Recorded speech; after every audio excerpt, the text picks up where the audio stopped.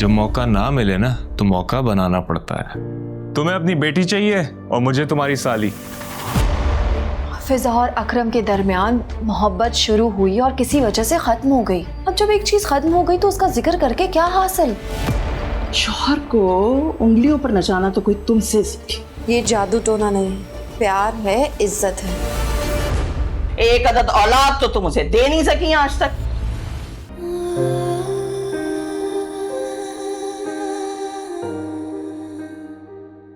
अल्लाह, मैं नहीं जानती मेरे नसीब में क्या लिखा है, मगर तू बेहतर जानता है। तू दिलों को फेरने वाला है, आसानियां अता करने वाला है।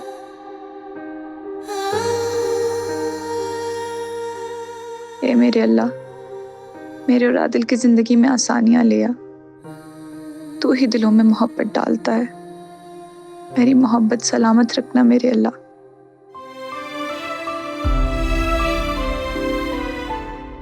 मैं बहुत कमजोर हूँ, मुझे किसी आजमाइश में मत डालना। ये मेरे अल्लाह, मेरी मदद फरमा, मदद फरमा मेरी।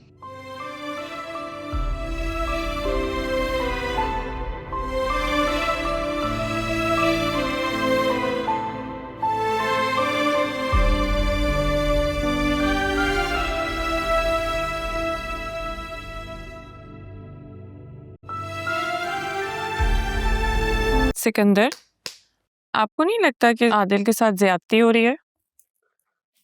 किसी के साथ कोई ज्यादती नहीं हो रही है, और अगर फिलहाल ऐसा लग भी रहा है तो वक्त आने पर सबको पता चल जाएगा कि यही सही फैसला था।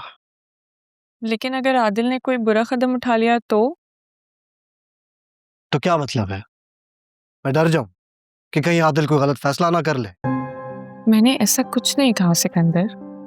ये जानते हुए कि मुझे ऐनी से नफरत है, तुम फिर भी चाहती हो कि निदा के साथ आदिल का रिश्ता हो जाए? लेकिन सिकंदर, निदा और एनी में जमीन आसमान का फर्क है।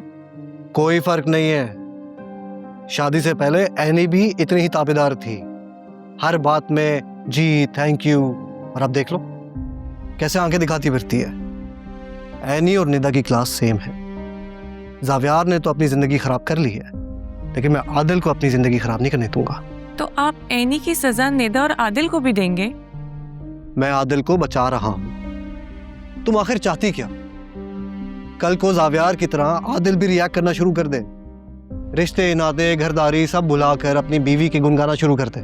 सिकंदर, क्या हो गया आपको? सिर्फ एनी की वजह से आप इतने बिटर क्यों होते जा रहे हैं? मैं आपको पहचान ही नहीं पा रही। आप सिकंदर ही हैं या कोई और हैं आप? डोंट वरी, बस कुछ दिनों की बात है। एक दफा एनी इस घर से चली जाए तो काश सिकंदर आप देख पाए कि एनी के जाने से जो कयामत खड़ी होगी ना, उसे कोई नहीं संभाल पाएगा। जावियार बहुत मुश्किल से संभला है और वापस रिश्तों को समझने लगा है। आप उसके साथ इतना बड़ा खेल खेलने जा रहे हैं, मुझे डर है कि कहीं एनी के जाने के बावजूद भी आप हार ना जाएं। आप आराम कीजिए, मुझे काम है।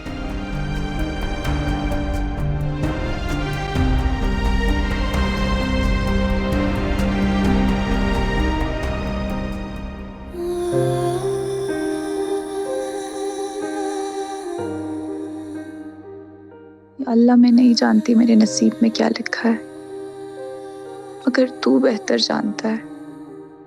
तू दिलों को फेरने वाला है, आसानियां अता करने वाला है।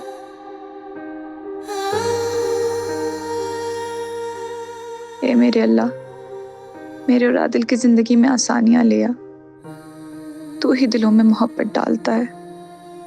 मेरी मोहब्बत सलामत रखना मेरे अल्लाह।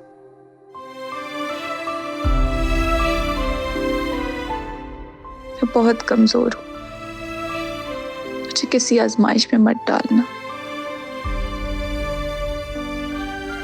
ये मेरे अल्लाह, मेरी मदद फरमा, मदद फरमा मेरी।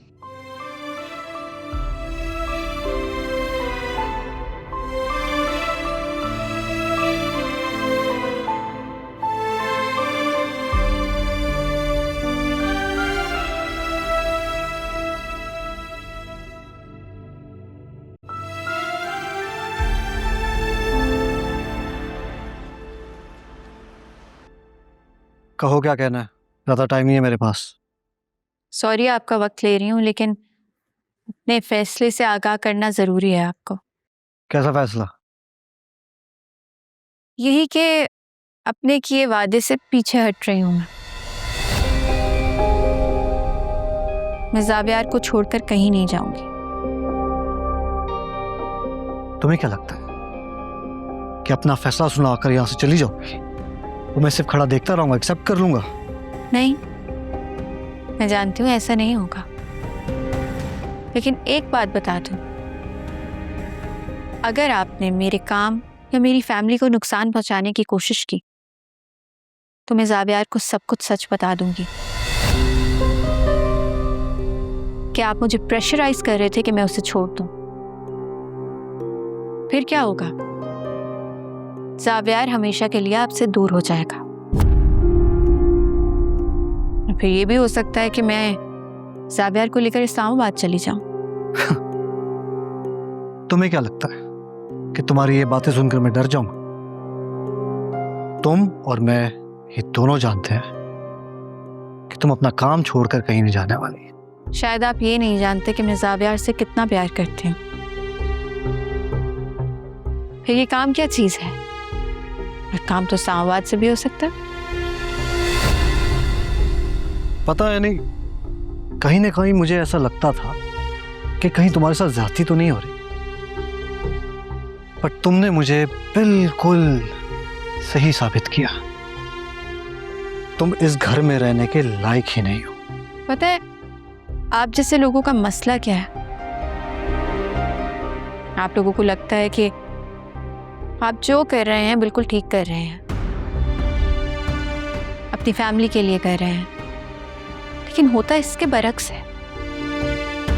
सिर्फ अपनी जात की तस्कीन के लिए सब कुछ उजाड़ के रख देते हैं और फिर सारी जिंदगी जस्टिफाई करते रहते हैं। ठीक,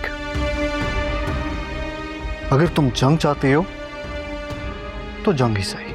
मैं जानती हूँ आप मेरा बहुत बड़ा नुकसान कर सकते हैं अपनी पावर, अपने पैसे को यूज करके, लेकिन इससे अपने बेटे को हमेशा के लिए खो देंगे आप। सो इस जंग से बचने के लिए मेरे पास आपके लिए एक ऑफर है।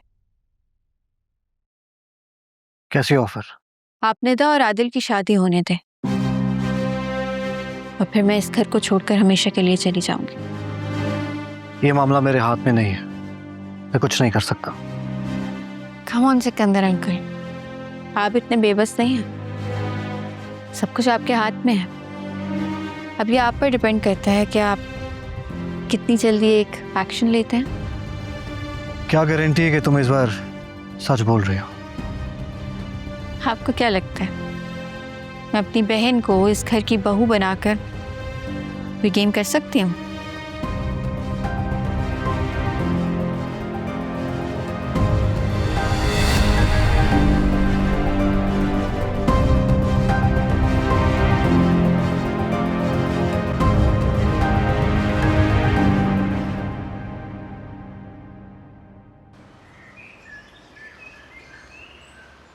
कहा था ना कि मैंने जीनत पर एतबार ना करें, लेकिन आपने मेरी एक नहीं सुनी।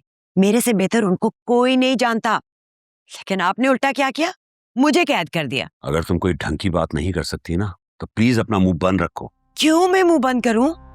अच्छी भली मैं उसको आदिल के चुंगल से छुड़ा लाई थी। 2-4 दिन रोती फिर ठीक हो जाती, लेकिन नहीं, आपने उसे फिर उम्मीद दिलाई, ख्वाब दिखाए। क्या हुआ? सब चकनाचूर। मैं मानता हूँ मेरी गलती है। मैं तो यही समझा था ना कि तुम्हारी और जीनत की लड़ाई है जो खत्म हो जाएगी। अब मुझे क्या पता था कि वो आदिल के लिए रिश्ता ढूंढना शुरू कर देंगी। तो फिर क्या सोचा है आपने? क्या करना है? तुम्हें क्या लगता है क्या करना चाहिए? मैं तो कहती हूँ कि हमें पहले ही निदा की शादी कर देनी चाहिए, ताकि उस जीनत को पता चले कि हमारी बेटी को भी ना रिश्तों की कमी नहीं है। खबरदार जो तुमने मेरी बेटी के सामने इस तरह की कोई बात की। हाय अल्लाह, इसमें क्या गलत है? ये सही वक्त नहीं है, और शादी कोई मुकाबला नहीं है जो हमें हर हाल में जीतना है। हमारा उनसे क्या लेना देना, जो उन्होंने करना है करें। लेकिन मैं एक बात बता दूं, निदा के मामले में मैं कोई जल्दी नहीं करूंगा।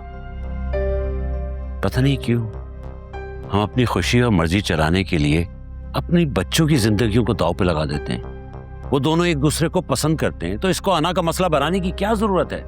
तो हम फिर क्या करें? उनके समझने का इंतजार करें?